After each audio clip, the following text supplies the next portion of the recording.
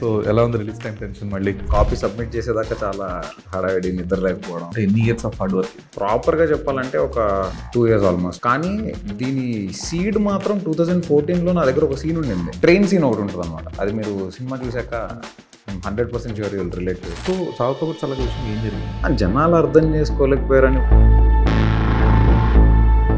ఒక Ramayanam parallels horror మిస్టరీలో ఎలా చెప్పొచ్చు, సో ఆ యాంగిల్లో అనుకుని స్టార్ట్ చేసాం.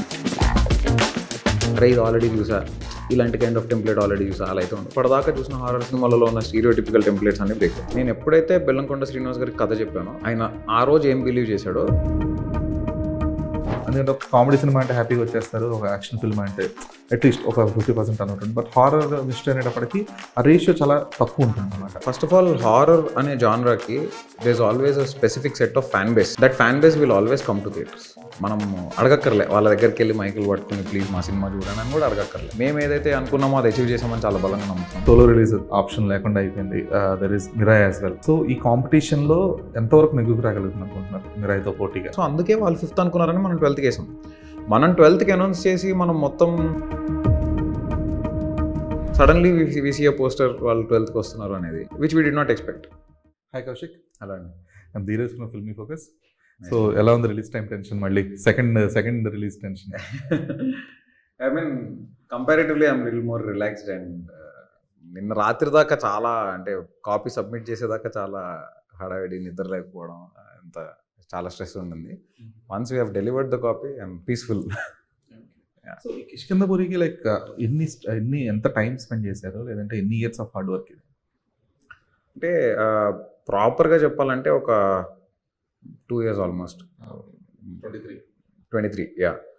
కానీ దీని సీడ్ మాత్రం 2014లో నా దగ్గర ఒక సీన్ ఉండింది. నేను ఫస్ట్ ఈ సినిమా రాయడం స్టార్ట్ చేసింది ఒక సీన్ తోటి. ట్రైన్ సీన్ ఒకటి ఉంటుంది అనమాట. అది మీరు సినిమా చూసాక 100% sure you will relate to it.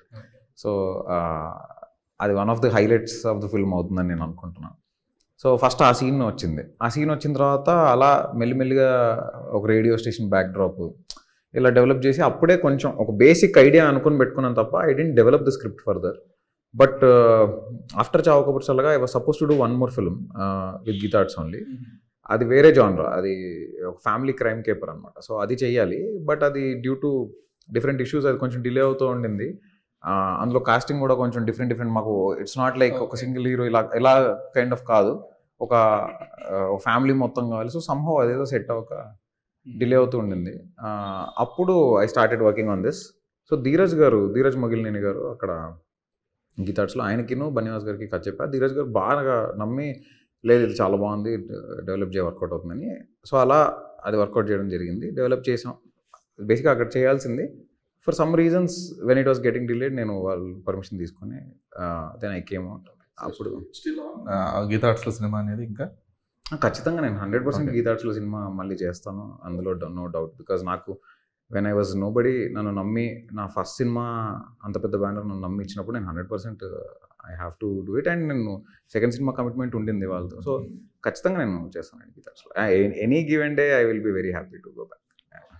So Chaavu Kaburu Challaga అంటే రిజల్ట్ ఏమైందని పక్కన పెట్టేస్తే, సినిమా రిలీజ్ తర్వాత you have given an interview of justifications. Yeah. Okay, ఎందుకని ఆ క్యారెక్టర్ అలా బిహేవ్ చేస్తుంది, లేదంటే ఎందుకని ఆ సీన్ చాలా. సో అంటే what I personally believe is, అంటే ఒక సీన్లో ఎమోషన్ కానీ, లేదంటే ఒక క్యారెక్టర్ తాలూకా జర్నీని, లేదంటే బిహేవియర్ని కానీ ఎక్స్ప్లెయిన్ చేయాల్సిన అవసరం వచ్చిందంటే ఇట్ ఈస్ ఐదర్ జనాలు కరెక్ట్గా అర్థం చేసుకోలేకపోయారనా, లేదంటే ఐదర్ దర్శకుడు అన్నా సరే ప్రాపర్గా దాన్ని ఎగ్జిక్యూట్ చేయలేదన్నా. సో చావు కబూర్ చల్లగా విషయం ఏం జరిగింది అనుకుంటున్నారు? జనాలు అర్థం చేసుకోలేకపోయారని వాళ్ళ మేధాశక్తిని మనం తప్పుపడడం అనేది రాంగ్ అండి. డెఫినెట్లీ మనం కన్వే చేయడంలోనే రాంగ్ అయి ఉంటుంది. ఇప్పుడు నేను ఒకటి బిలీవ్ చేస్తాను. ఇప్పుడు ఫర్ ఎగ్జాంపుల్ మీరు చైనా వెళ్ళారు, ఓకే, నేను వెజిటేరియన్, ఓకే, నేను చైనా వెళ్ళా. నాకు తీసుకొచ్చి నా ముందు ఒక ఏదో నాన్ వెజ్ డిష్, ఒక స్నేకో లేకపోతే ఏదో తీసుకొచ్చి పెట్టాడు. ఏంట్రా ఇది అని చెప్పి నాకు నచ్చలేదంట. That doesn't mean it's not food. వాళ్ళు తింటారు, అది నేను తినను. సో లైక్ దాట్ సినిమా కూడా ఏంటంటే ఎవ్రీబడి హ్యాస్ వన్ టేస్ట్. వాళ్ళ టేస్ట్కి తగ్గట్టు మనం కేటర్ చేయాలి తప్ప నేను తీసుకొచ్చి పెట్టిందే నువ్వు తినాలని చెప్పలేము కదా. సో అలానే ఇక్కడ ఏం కావాలో అదే ఉండాలి.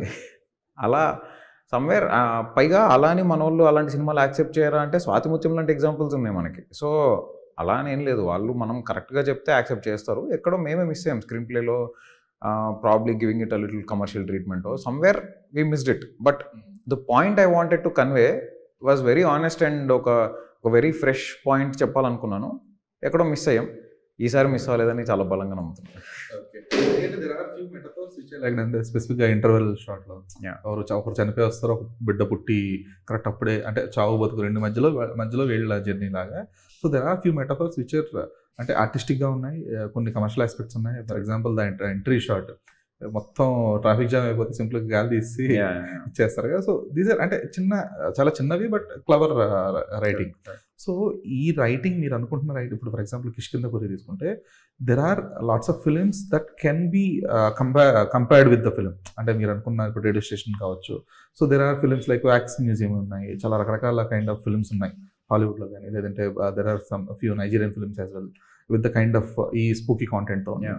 సో మీరు అనుకున్న ఒక కాన్సెప్ట్కి what are the inputs you take with inspiring from other films or other writings? అంటే ఇది గుడ్డో బ్యాడో నాకు తెలియదు, కానీ నేను బేసిక్గా ఇంటర్నేషనల్ కంటెంట్ ఎక్కువ చూడను. చిన్నప్పటి నుంచి పెద్దగా అలవాట్లేదు. మేబీ దానివల్ల ఎంతో కొంత ఫ్రెష్నెస్ మనలో ఉంది అనే ఫీలింగ్ ఉంది. At the same time making wise అయినా కొంచెం చూస్తే బెటర్ అనేది కూడా I should watch it, because ప్రపంచంలో ఏం జరుగుతుందో మనకు తెలిస్తేనే అది కాకుండా ఇంకేం చేయొచ్చో తెలుస్తుంది. So once in a while I watch. So నేను అలా స్పెసిఫిక్గా వేరే సినిమాల్లో నుంచి రిఫరెన్స్లు తీసుకోవడాలు అవి చేయలేదు. ఫిలిమ్స్ ఇన్స్పైరింగ్ అంటే ఇప్పుడు ఖచ్చితంగా ఏదో ఒక ఇన్స్పిరేషన్ అయితే ఉంటుంది. అది మనం చదివిన రచనలు కావచ్చు, లేదంటే మనం చూసిన మనుషులు కావచ్చు, చూసిన సందర్భాలు కావచ్చు. Correct. So Kishkindhapuri inspirations inspiration లేకుండా అసలు ఏ సినిమా రాదు, 100% దానికి ఉంటుంది. కిష్కింధపురికి ఇన్స్పిరేషన్ ఏంటంటే ఫస్ట్ నేను మీకు ఏదైతే ట్రైన్ సీన్ ఉందో ఒకటి దాంతో స్టార్ట్ అయిందని చెప్పాను. దానికి నేను ట్రైన్లో మా హోమ్ టౌన్కి వెళ్తున్నప్పుడు మిడ్ నైట్ జర్నీ చేస్తున్నప్పుడు అసలు కంప్లీట్ పిచ్ డార్క్ ఉన్న ఒక సిచ్యువేషన్లో అది చూస్తున్నప్పుడు నాకు ఎందుకో ఒక చిన్న థాట్ వచ్చింది, ఇలాంటి ఒక సిచ్యువేషన్ జరిగితే అసలు ఎలా ఉంటుంది అని. సో అది ఫస్ట్ ఆ సీన్కి అది ఇన్స్పిరేషన్. బట్ అలా సీన్గా కాదు, ఓవరాల్గా ఒకటి. అండ్ రేడియో స్టేషన్ బ్యాక్డ్రాప్ అనేది ఏంటంటే నాకు బేసిక్గా వింటేజ్ ఫీల్ చాలా ఇష్టం. సో ఈ మధ్యకాలంలో ఎక్కడ మనం ఆ రేడియో అనేది ఎక్కడో కొంచెం అంతరించిపోతుందా, ఇంతకుముందు చాలా బాగుండేది కదా, అది ఆ ఫీల్ తోటి ఇంట్రెస్టింగ్గా ఉంటుందని అనిపించి నేను అది అలా స్టార్ట్ చేశాను. తర్వాత ఎప్పుడైతే ఇది కంప్లీట్గా రాద్దామని డిసైడ్ అయ్యానో అప్పుడు నేను స్వీడన్ వెళ్ళా. యాక్చువల్లీ మా అక్క స్వీడన్లో ఉంటుంది అనమాట. అక్కడ స్వీడన్లో గోస్ట్ వాకింగ్ టూర్ అని ఒకటి, గమ్లస్థాన్ గోస్ట్ వాకింగ్ టూర్ అని ఉంటుంది అక్కడికి వెళ్ళా. అప్పుడు నాకు చాలా ఇంట్రెస్టింగ్ అనిపించింది. అది అరే ఏదో చాలా బాగుంది, ఇది కనుక మనం సెంట్రల్ అంటే దీన్ని మనం ఒక క్యాటలిస్ట్గా యూజ్ చేయగలిగితే అక్కడ నుంచి డ్రైవ్ అవుతుంది సినిమా. అప్పుడు నాకు స్టోరీ అల్లుకోవడం ఈజీ అయింది. సో అలా గోస్ట్ వాకింగ్ టూర్ అనేది నిజంగా వెళ్ళిన దాని దగ్గర నుంచి. అండ్ దానికి తర్వాత ఇప్పుడు నాతో పాటు ఈ సినిమా దరహాసన్ ఒక అతను కో రైటర్ అనమాట. అతను వచ్చినప్పుడు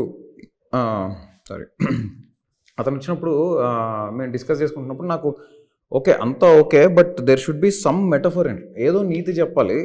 అలా అని అది ప్రీచీగా చెప్పకుండా అసలు మనం చెప్తే తప్ప అర్థం కాకూడదు. అది మనం బయటకు వచ్చి అరే ఇందులో నేను ఇది చెప్దాం అనుకున్నా ఇన్ డెప్త్గా అని మనం చెప్తే తప్పిస్తే దాని గురించి అంత ప్రీచీగా ఉండకూడదు అని అనుకున్నప్పుడు వి థాట్ రామాయణం ప్యారలల్స్ చెప్తే ఎలా ఉంటుంది అని. సో ఒక రామాయణం ప్యారలల్స్ హారర్ మిస్టరీలో ఎలా చెప్పొచ్చు అని ఆలోచించినప్పుడు అప్పుడు మాకు గుర్తొచ్చిన ఒక మ్యాటర్ ఏంటంటే, వాల్మీకి నారద మహర్షికి రామాయణం మొత్తం అయిపోయి ట్రాన్స్లేట్ చేయమని చెప్పినప్పుడు ఓకే నువ్వు రాసావు బాగానే ఉంది, ఎంతకాలం గుర్తుపెట్టుకుంటారు అనుకుంటున్నావు జనాలు ఇది అంటే, ఈ సృష్టి ఉన్నంతకాలం గుర్తుంటుంది ఎందుకంటే ఇది రోజు జరిగే రామాయణం కాబట్టి అని అన్నారంట. సో రామాయణం అనేది ప్రతి ఒక్కటి జీవితంలో ప్రతిరోజు జరుగుతుంది. అలా ఒకవేళ మనం ప్యారలల్స్ డ్రా చేసుకుంటే మనకి ప్రతి ఇన్సిడెంట్ని మనం రిలేట్ చేసుకోవచ్చు. సో ఆ యాంగిల్లో అనుకుని స్టార్ట్ చేసాం. But what we shot is not at all Ramayanam. మేము షూట్ చేసింది రామాయణం కాదు. అందులో ఉన్న మెటఫర్స్ని ఒక వెరీ మెటఫరికల్ రిప్రజెంటేషన్ చేస్తే ఎలా ఉంటుందో అది దట్ వీ ట్రైడ్. అది ఇన్డెప్త్గా చూసిన వాళ్ళకి అర్థమవుతుంది. So talking about the metaphors, ఒక సినిమాలో ఒక దర్శకుడు చెప్పాలనుకున్న ఒక అంశాన్ని లేదంటే ఒక నీతిని లేదు అనుకుంటే ఒక ఎమోషన్ని మెటఫారికల్గా చెప్పడం అనేది ఇంటెలిజెంట్ మేకర్స్ కోసమే చెప్తున్నాము, లేదంటే ఇంటెలిజెంట్ వ్యూయర్స్ కోసమే చెప్తున్నాం అన్నట్లు కాకుండా డైరెక్ట్ ఇంటిగ్రేషన్ అనేది ఒక్కోసారి వర్కౌట్ అవుతుంది, లేదు ఇండైరెక్ట్ ఇంటిగ్రేషన్ అనేది కూడా ఒక్కోసారి ఉంటుంది. సో ఫిల్మ్ మేకర్స్కి ఎప్పుడు కూడా ఒక థాట్ ప్రాసెస్ ఏముంటుందంటే మోస్ట్ ప్రాబబుల్ ఫిల్మ్ మేకర్స్కి ప్రేక్షకుడు అర్థం చేసుకోవాలి, దాన్ని they should defy that or they should decipher that అన్నట్లుగా ఒక ఆలోచన ఖచ్చితంగా ఉంటుంది. అదొక ఆశ చెప్పాలంటే. సినిమాను స్పష్టంగా అర్థం చేసుకుంటే these are the things that should be understood అని చెప్పేసి. కానీ ఇప్పుడు అంటే this is not about the audience set or the audience mind set గురించి అని కాదు. ఈ మెటాఫర్స్ని డైరెక్ట్గా అంటే ఇప్పుడు for example I have seen film called Bad Girl recently, Tamil film. So అందులో ఏంటంటే ఒక ఆడపిల్ల జర్నీకి ఒక పిల్లి క్యారెక్టర్కి, పిల్లి కూడా ఒక చిన్న క్యారెక్టర్ లాగా, సో రెండింటికి చాలా ప్యారలల్స్ డ్రా చేసి okay this is what mother feels అన్నట్లుగా ఒక డైరెక్ట్ అంటే మనం ఏదో ఎత్తుక్కొని మనం తర్వాత ఒక సినిమా అయిపోయిన తర్వాత ఆలోచించినట్టు డైరెక్ట్గా ఉంది. బట్ కొన్ని సినిమాల్లో directors put metaphors in such a way that okay cinema ఎప్పుడు తర్వాత చూసిన తర్వాత లేదంటే సెకండ్ వాచింగ్లోనో థర్డ్ వ్యూయింగ్ ఎక్స్పీరియన్స్లోనో ఆ మెటఫర్ అర్థమవుతుంది అనమాట. సో అంటే రాను కూడా దెర్ ఆర్ సెట్ ఆఫ్ అంటే ఇప్పుడు అంతకుముందు ఒక సినిమాని 2-3 సార్లు ఆడియన్స్ చూసి అర్థం చేసుకుని ఓహో ఇందులో ఇదనమాట అని ఉండేది. ఇప్పుడు అయితే థియేటర్లో చూస్తున్నారు, సెకండ్ వాచింగ్ ఎక్స్పీరియన్స్ అంటే మోస్ట్లీ ఓటీటీకి వచ్చిన తర్వాతే హార్డ్లీ 2% ఉంటున్నారు సెకండ్ వాచింగ్ ఎక్స్పీరియన్స్ థియేటర్లో ఉండేవాళ్ళు. సో ఒక డైరెక్టర్గా ఇప్పుడు చెప్పండి, so you prefer the direct metaphorical references or the indirect metaphorical references? అంటే బోత్ అండి. కొన్ని డైరెక్ట్గా చెప్పాలి, అది డైరెక్ట్గా చెప్తే తప్ప అర్థం కాదు. అలాంటివి కంపల్సరీ డైరెక్ట్గానే చెప్పాలి, ఎందుకంటే సినిమాలో మనం ఏం చెప్దాం అనుకుంటున్నాం అనేదైనా కన్వే కావాలి ఆడియన్కి. But at the same time ఇప్పుడు మీకు నేచర్కి సంబంధించిన కొన్ని ఎలిమెంట్స్ ఉంటాయి, విండ్, ఫైర్, వాటర్, ఇలాంటివన్నీ చాలామంది డైరెక్టర్స్ చాలా సినిమాలలో తెలియకుండా సబ్కాన్షియస్గా మనకు ఒక ఫీల్ క్రియేట్ అవ్వడం కోసం వాడారు. అది మనకు తర్వాత తెలిసినప్పుడు అమ్మని వీళ్ళు భలే యూజ్ చేశారు కదరా అనిపిస్తుంది.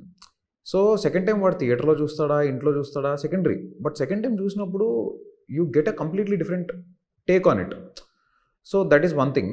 ఇప్పుడు ఫర్ ఎగ్జాంపుల్ మంజుమల్ బాయ్స్ అని ఒక ఫిల్మ్ ఉంది, నాకు చాలా నచ్చింది ఆ సినిమా. ఆ సినిమాలో మొత్తం సినిమా చూసేశాక I read somewhere the director's interview, he was telling అతను ఎక్కడైతే లోపల పడిపోతాడో that place looks like a mother's womb, ఎందుకంటే అది అతనికి రీబర్త్ లాంటిది అని చెప్పాడు. నాకు బ్యూటిఫుల్గా అనిపించింది. పైకి తాడు పట్టుకుని లాక్కుని వస్తుంటారు, అది అంబ్లికల్ కార్డ్ అని చెప్పాడు. అరే సూపర్ కదా అని నేను మళ్ళీ థియేటర్కి వెళ్ళా. సో ఇలాంటివి డైరెక్ట్గా చెప్తే బాగోవు, అది ఖచ్చితంగా ఇండైరెక్ట్గానే చెప్పాలి. ఎందుకంటే మీకు సినిమాలో ఎక్కడైనా అది మదర్స్ వూంబ్ అని అది చెప్తే ఏంట్రా ఇది నాన్ సింక్లో చెప్తున్నాడు అనిపిస్తుంది. కానీ ఓహో దీని వెనక ఇంత ఆలోచించారా అనే థాట్ ఉంటుంది కదా, ఆ థాట్ మనం ఆ ఫిల్మ్ మేకర్ని రెస్పెక్ట్ చేసేలా చేస్తుంది. అట్ ద సేమ్ టైం ఆ సినిమా మీద మనకున్న రెస్పెక్ట్ని పెంచుతుంది. సో నేను రెండూ బిలీవ్ చేస్తా, డైరెక్ట్గా చెప్పాల్సినవి కంపల్సరీ డైరెక్ట్గానే చెప్పాలి. కానీ ఇన్ ఎవ్రీ ఫిల్మ్ నేను షార్ట్ బై షార్ట్ కూడా, నేను ఒక షార్ట్ డివిజన్ చేసేటప్పుడు కూడా ఎందుకు ఈ షార్ట్ కెమెరా క్లోజప్ పెడదాం, ఎందుకు పెడదాం క్లోజప్, ఏదో క్లోజప్ డిఫరెంట్ షార్ట్స్ కట్ చేయాలి కాబట్టి పెట్టడం కాదు కదా, దానికి ఒక పర్పస్ ఉండాలి. అది నేను చాలా బలంగా నమ్ముతాను. సో ఇప్పుడు మన సినిమాలో కూడా మీకు నేను సినిమా రిలీజ్ అయిపోయిన తర్వాత కొన్ని షార్ట్స్ నేను ఎక్స్ప్లెయిన్ చేస్తాను, ఈ షార్ట్ ఇలానే ఎందుకు తీశాను అనేది. నేను చెప్పిన తర్వాత if you look back at that short మీకు చాలా డిఫరెన్స్ కనిపిస్తుంది. యా. సో వీటిని ఆడియన్స్ చూసి ఎంజాయ్ చేసి if they can comment about it or explain about it, ఒక ఫిల్మ్ మేకర్కి అంతకంటే హ్యాపీనెస్ ఉంటుంది. అట్ ద సేమ్ టైం ఎవరు గుర్తించక మళ్ళీ మీకు మీరే చెప్పుకోవాల్సి వస్తే అప్పుడు వాట్ ఈస్ యువర్ ఎక్స్పీరియన్స్ అంటే? లేదు అదే అండి, అది మనం చెప్తే తప్ప అందరికీ అర్థం అవ్వాలని నేనైతే ఎక్స్పెక్ట్ చేయట్లేదు. బికాజ్ ఇప్పుడు ఆ అంబ్లికల్ కార్డ్ అనేది కూడా ఐఎమ్ 100% షూర్ డైరెక్టర్ బయటకు వచ్చి చెప్పకపోయింటే ఎవరికి తెలిసేది కాదు. మనం సినిమాలో ఎంజాయ్ చేయాలి, దాంట్లో ఇవన్నీ డైరెక్ట్గా చెప్పక్కర్లేదు. బట్ మనం చెప్పినప్పుడే కొన్ని ఓహో వీళ్ళు ఇలా ఆలోచించారా అనేది కన్వే అవుతుంది. ఇప్పుడు నా బ్రెయిన్లో ఒక థాట్ ఉంటుందండి, ఎగ్జాక్ట్లీ నేను ఇదే ఆలోచించడం మీకు ఎలా తెలుస్తుంది? సో అది తెలియకపోవచ్చు, అది నేను చెప్పినప్పుడు if you recollect, if you can relate to it will be great. Okay. So fine, this is అంటే స్టోరీ టెలింగ్ విషయంలో కానీ లేదా షార్ట్ కంపోజిషన్ విషయంలో you will have your own perspective when it comes to film. Correct. So ఇది audience పర్స్పెక్టివ్లో ఎంతవరకు connect అవుతుంది అనే ఒక థాట్ ప్రాసెస్లో సో ఇది ఎక్కడన్నా కూడా తగ్గుతూ వస్తుందా? Because you might have a bigger target or you might have a bigger thought process, కానీ అట్ ద సేమ్ టైం ఈ థాట్ ప్రాసెస్కి లేదు ఆడియన్స్ కూడా దీన్ని at the same time audience కూడా అదే స్థాయిలో అర్థం చేసుకోవాలి, అదే స్థాయిలో వాళ్ళు ఎంగేజ్ అవ్వాలి అనుకున్నప్పుడు ఇది ఒక్కోసారి కిందకి వెళ్ళడం లేదంటే ఈ లెవెల్స్ రెండు మ్యాచ్ చేయాల్సిన ఒక మైండ్లో ఆలోచన వచ్చినప్పుడు ఈ బ్యాటిల్ ఎంతవరకు ఉంటుంది అసలు? అదే ఇందాక మనం డిస్కస్ చేసుకున్నట్టు ఇప్పుడు ఆ మదర్ ఊమ్ లాంటిది డైరెక్ట్గా చెప్తే అప్పుడు ఇంటెలెక్చువల్లోకి వెళ్తుంది, అది ఆడియన్ ఎంతవరకు రిలేట్ చేసుకుంటాడో తెలియదు. అందుకే అవి డైరెక్ట్గా చెప్పకూడదు. సో ఇప్పుడు మీరు అన్నట్టు అది బ్యాలెన్స్ చేయడం కోసమే కొన్ని థింగ్స్ డైరెక్ట్గా చెప్పాం. ఇప్పుడు నేను రామాయణం మెటఫర్స్ అని చెప్పాను, అది మేము అనుకున్నాం డైరెక్ట్గా చెప్దామా అని. ఎందుకు చెప్పాలి? డైరెక్ట్గా చెప్తే మనం ఇప్పుడు ఒక థ్రిల్లర్, ఒక హారర్, మిస్టరీ ఈ జోన్లో ఉన్నప్పుడు మీకు ఒక పక్క మిస్టరీ జరుగుతూ ఉంటుంది, ఇంకో పక్క మధ్య మధ్యలో హారర్ ఎలిమెంట్స్ పడుతుంటాయి. ఈ ఫ్లోలో నేను మధ్యలో కట్ చేసి ఒకవేళ నేను ప్రీచ్ చేస్తే నాకు ఎందుకురా ఇది అనిపిస్తుంది ఆడియన్కి. సో అప్పుడు మీరు అన్నట్టు డిస్కనెక్ట్ అవుతారు, విచ్ ఇస్ ద రీజన్. అది అనుకుని కూడా మేము చేయలేదు. దట్ ఈస్ ఉంటుంది, డెఫినెట్లీ ఉంటుంది. అట్ ద సేమ్ టైం ఇప్పుడు షార్ట్ డివిజన్లో మనం ఏదైతే డీటెయిల్డ్గా ఒక్కొక్క షార్ట్కి మీనింగ్ అనుకుంటామో అవి ఉంటేనే ఇంకెక్కువ రిలేట్ అవుతారని నేను అనుకుంటున్నా. అంటే అది సబ్కాన్షియస్గా ఫీల్ చేస్తే తప్ప ఇప్పుడు ఏ ఆడియన్ సినిమా చూసేటప్పుడు ఇక్కడ క్లోజప్ పెట్టాడు, ఇక్కడ వైట్ పెట్టాడు అని ఆలోచించడు. సినిమాలో కథ ఏం జరుగుతుందో ఆలోచిస్తారు. ఆ కథని మీరు ఇంకెంత బెటర్గా ఫీల్ అవ్వడం కోసమే మనం look and feel of the film, visual story telling అనేది హెల్ప్ అవుతుంది. సో ఈ సినిమా కాస్టింగ్ విషయానికి వస్తే అంటే ఒక రకంగా చూస్తేనేమో చాలా కమర్షియల్లీ వైబుల్ కాస్టింగ్లో ఉంది. కరెక్ట్. ఆది కానీ లేదంటే మీరు whatever whoever casting visible on screen.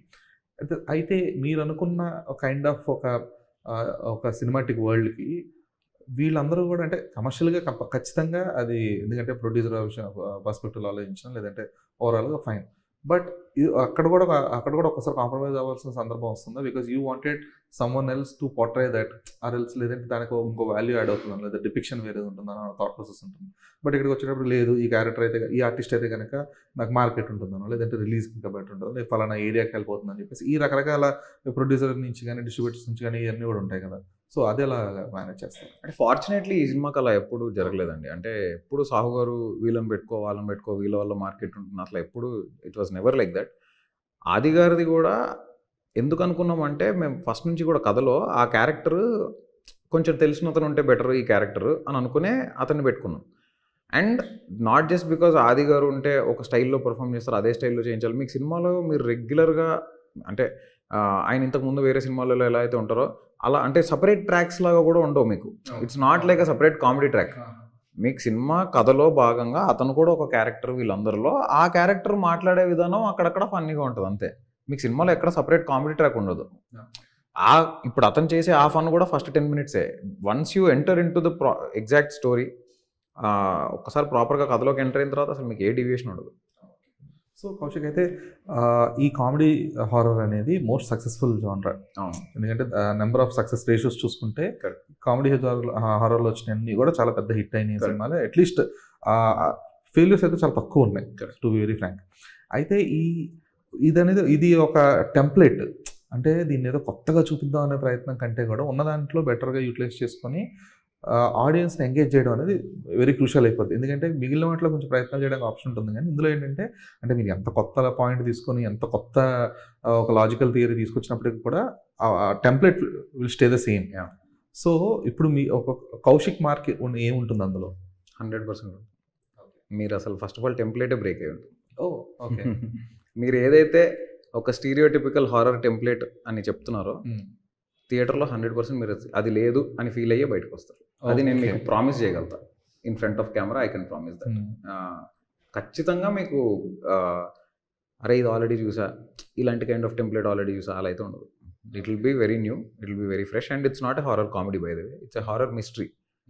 So అదే ఇందాక నేను చెప్పినట్టు ఫస్ట్ 10 minutesలోనే ఆ కొంచెం ఫన్ ఉంటుంది అది కూడా. బట్ బేసిక్గా it's a horror mystery. And అసలు హారర్ అండ్ మిస్టరీ అనేది 2 డిఫరెంట్ జానర్స్.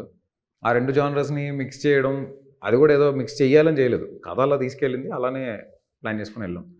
సో 100% ఆ టెంప్లెట్ అయితే మీరు ఇప్పటిదాకా చూసిన హారర్ సినిమాలలో ఉన్న స్టీరియోటిపికల్ టెంప్లెట్స్ అన్ని బ్రేక్ అవుతాయి. That I can guarantee. And మీకు హారర్ సీన్స్ కూడా కొత్తగా ఉంటాయి. ఇట్స్ నాట్ లైక్ అలా చూసే సమ్ క్లీషే హారర్ సీన్స్ అలా ఉండదు. ఇది నేను ఇంత కాన్ఫిడెంట్గా ఊరికే చెప్పను, ఖచ్చితంగా అదైతే మీరు ఎక్స్పీరియన్స్ చేస్తారు. ఎందుకంటే మీరు అన్నట్లు ఒక టెంప్లెట్ బ్రేక్ చేసి ఒక హారర్ కామెడీ అనేది last the film I enjoyed is lights out. అసలు ఆ సినిమా చూస్తున్నంత సేపు అది యాక్చువల్గా కామిక్ సీక్వెన్స్ కాదు, but still we laugh at it. ఎప్పుడైతే ఆ లాస్ట్ క్లైమాక్స్ సీక్వెన్స్లో వాడు పారిపోతూ కార్ లైట్స్ ఆన్ చేయగానే ఒక్కసారిగా వాడి కింద పడిపోగానే it's not an actual comical scene, but still people laugh at it.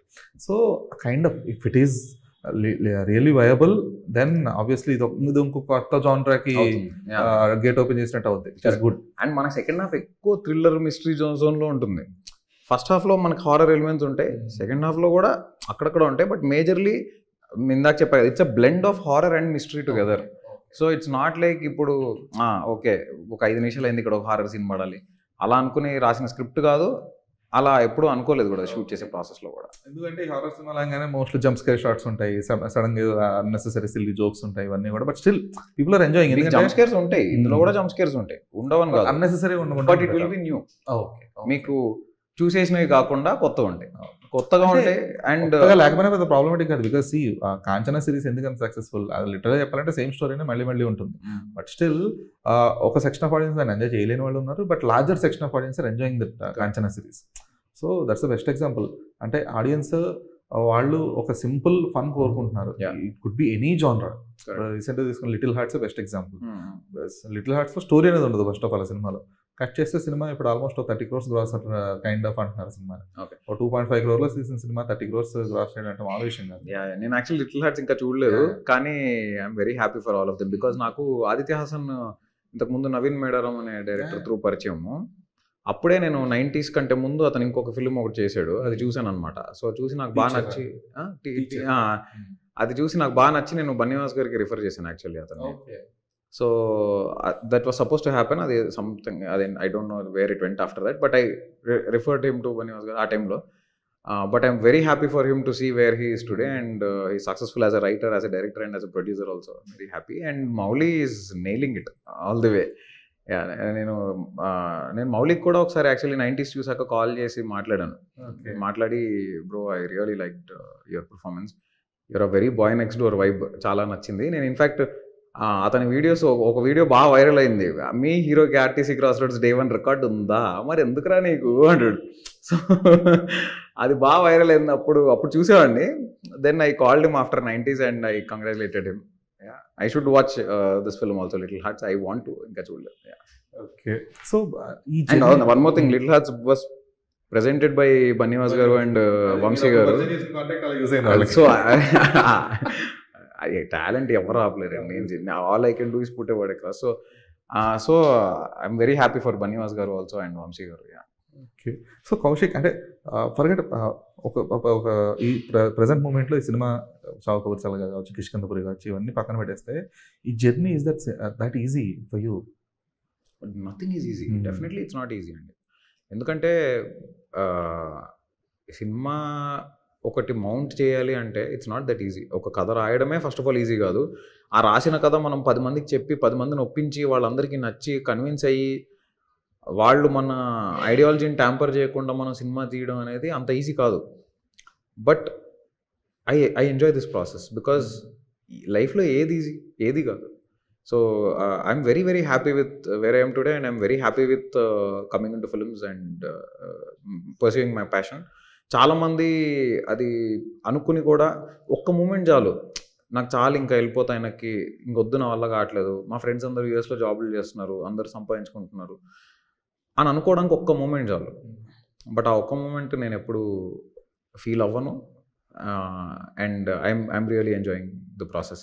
And luckily నాకు 2 సినిమాలకి కూడా నా అదృష్టం ఏంటంటే, అటు కార్తికేయ కానీ ఇటు బెల్లంకొండ శ్రీనివాస్ గారు కానీ ఒక కామన్ ఫ్యాక్టర్ ఉంది ఇద్దరిలో.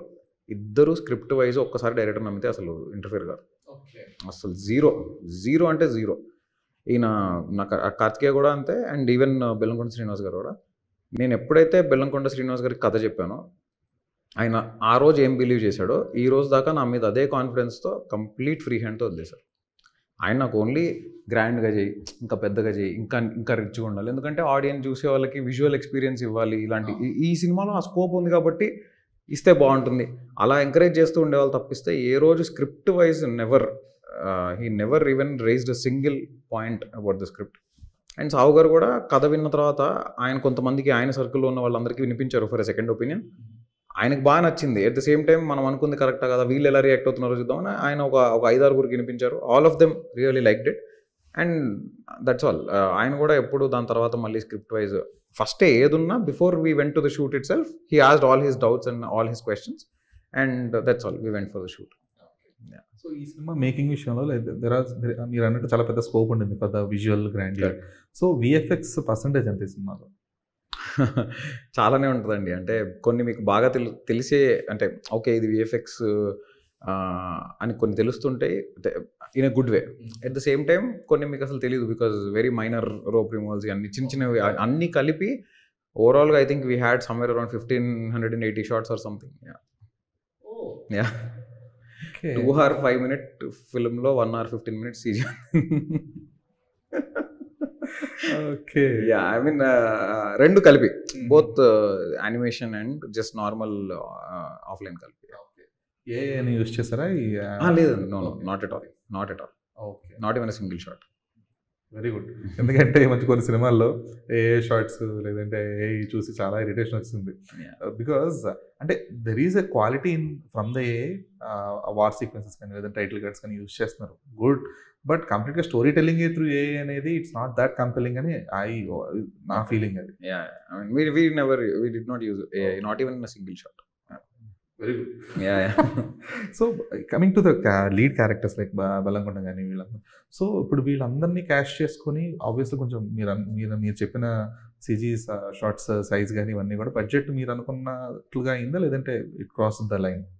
ఆల్మోస్ట్ అండి. అంటే ఒక 5-10% వేరియన్స్ అనేది ఉంటుంది ప్రతి సినిమాకి, but more or less we almost achieved it in the similar budgets that we were thinking of. Because మేము ఫస్ట్ బడ్జెట్ చేసుకున్నప్పుడు we did not know which locations we were shooting in, where we're putting the sets and what is the cost of the locations, ఇలాంటివన్నీ మనకు తెలియదు కదా. So cinema కథ చెప్పిన తర్వాత ఒక ఎస్టిమేషన్ ఏంటి అన్నప్పుడు అప్పుడు ఒక ఎస్టిమేషన్ వేస్తాం కదా.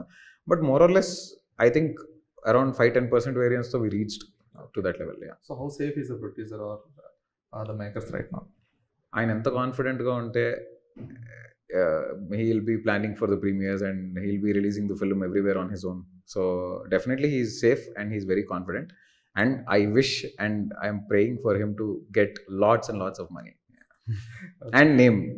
Yeah, obviously అది మెయిన్ క్రైటీరియా. ఆయన కూడా సాహు గారు ఎక్స్ట్రీమ్లీ ప్యాషనెట్ పర్సన్ అండి. అంటే కెమెరా ఉంది కాబట్టి చెప్పడం కాదు, కానీ ఆయనతో మీకు డిస్కషన్ ఎలా ఉంటుంది తెలుసా?